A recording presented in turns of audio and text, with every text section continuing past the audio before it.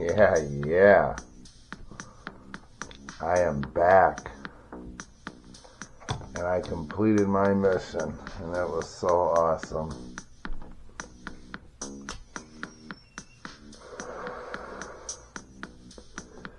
I flew out to Phoenix, Arizona, and drove out from there, and did a lot of touring around, obviously, and then I went to take my primitive skills course with Cody Lundin, and I have to tell you, that was an awesome experience. That dude is a legit, genuine dude, and he knows his stuff. I truly enjoyed my time out there with Cody in Arizona's high desert. And then after the course was over, and this is real funny, I requested a picture with Cody. Cody says, yeah, sure. So we got our picture together, and then I told him that I was like, you know what? I know how my wife is, because I was talking about how I miss her out there, and I was like, she's going to get this on a canvas and have it on the wall, and I'm going to come home one day, or probably even home from Arizona, and it'll be up on the wall. So as soon as I got back from the course and I got my phone, I took I sent it to her, and well, we were back from the course. It was taken with my phone. I just didn't have my phone on the course.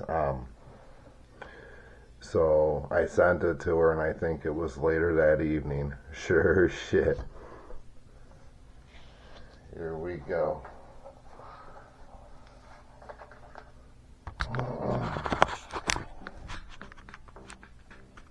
That is me and Cody Lundin from Dual Survivor after the course, and I thought that was pretty legit. It took me almost $3,000 for something like that, but you know what?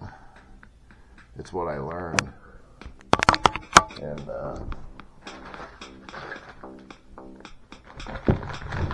for starters, I got my bow for my bow drill, and that's notched out. It's about yay long. There's the other side. So that's the part you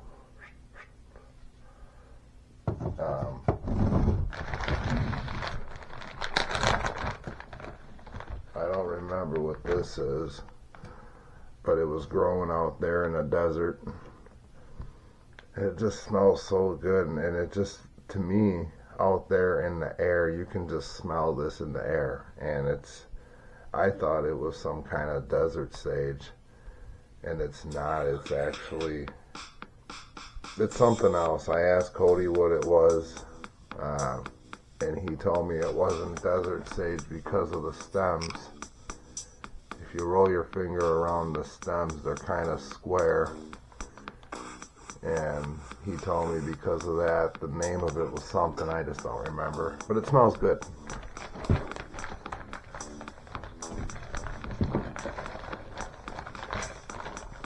The socket that you hold on top of the spindle. Put a little greenery in there, and you'll stop from burning that through. And this is the same wood I made something else with, which is cottonwood, and that is a nice spoon. We made bowls too, using fire embers. I didn't bring that back with me. It was kind of bulky and a little much for me to take back in the airport, but I know how to make them, so. And this here was awesome, just on where to shave it and how to do it. I actually started a fire with this one, and it was pretty good.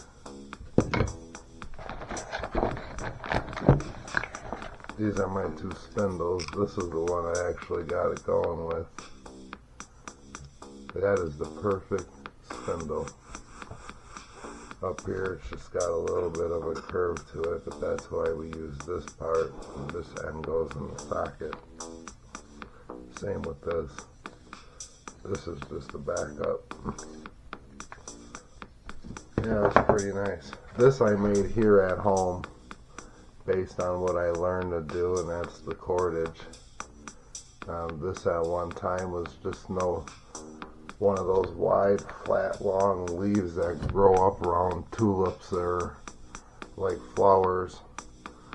I found this in the park, and according to training, it passed the 3 tests of cordage on what you need to find to make it. So I was able to make it, and that was once just a live green plant. And this is pretty much the fibrous material inside. So I mean, just being able to walk around and knowing you can make this as thick as you want, as long as you want, that's a real comfort zone. I didn't bring my yucca. I had my yucca one here that I made in Arizona from a yucca plant, and it was really cool. But I threw it away because I found out that it is actually really poisonous to cats and dogs. And I have cats. This one here I made from tree bark that I found right here in the park.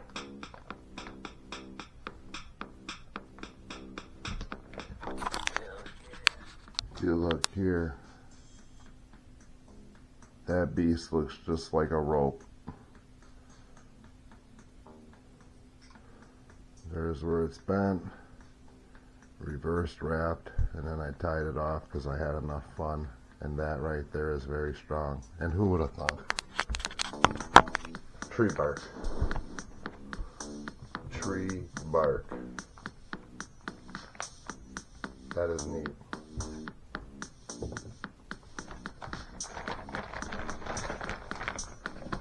And that's it.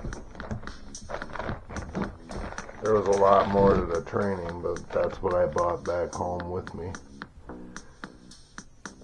You know, you can watch the Survivor shows and watch all the techniques and all the tricks that they show you. You can watch it a million times and you're not going to get it or understand it like I do now from the course. And that's where that course was well worth it. And it was a really big move. I never flew for the first time, but that was awesome. It was just an amazing thing. I actually like the turbulent feelings. And this is cool. I found these artifacts that on the edges of them you can see where it was bone worked. An old piece of pottery. And these were all artifacts of the Native Americans that lived in the valley we were in out there.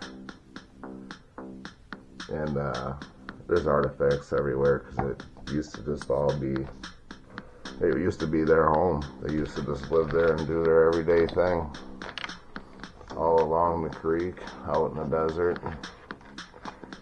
And I tell you, it was a nice spot where we were because everywhere else it was arid and it was hot. But it was amazing. I love the Arizona heat because it just, you don't sweat. I mean, when I got there, it was over 100 degrees. And it was like, no matter where I went, what I did, where I walked, where I climbed, it was just a nice, dry trip. I mean, everything. You were warm, you felt warm, but you just didn't feel all the drip and sweat and shit that drives you nuts. But Arizona is a beautiful state, and it also has its bad weather too, and things that kind of make me I guess I like it here in Wisconsin. One thing I loved about Arizona is their dispensaries. As soon as I landed Arizona, I stopped. I picked me up a little bit of bud for the first couple days and some gummies, and got back to the motel room. I just got done traveling, flying around all day. Oh, my eyes are so fucking red. Eye drops wouldn't do a goddamn thing. Like it was white, bloodshot red. So awesome, such a good time. Woke up the next day, went and toured around, walked around. I mean, by the time Saturday night came and I had one more day of training to go, and I knew I was gonna be going back to the motel eventually the next day. It just felt like such a weekend. Like I'm laying there thinking after this is over, I feel like I'm ready to go home. I feel like I'm ready to go home and be with my wife, because this has been one hell of a journey, and it feels longer than 4 days. And waking up out in the desert, just looking up at the stars and seeing the moon way, way up on top of the hill as it was getting lighter out. It's just something else. It's a beautiful thing. Around the tree goes these 2 or 3 chain straps on safety first. Now I'll just hang. I'll never forget what I learned. And I plan on practicing and carrying on more and more of my training, and just keep it going. And eventually I want to go and do things like contests on a loan and stuff like that. So far I already got one certificate. I did get a diploma for it, for completing the course, and that was awesome. I'm just not going to put that online. I don't want to put my whole name out there, but whatever. Yeah, it was definitely a good journey. I can't even complain.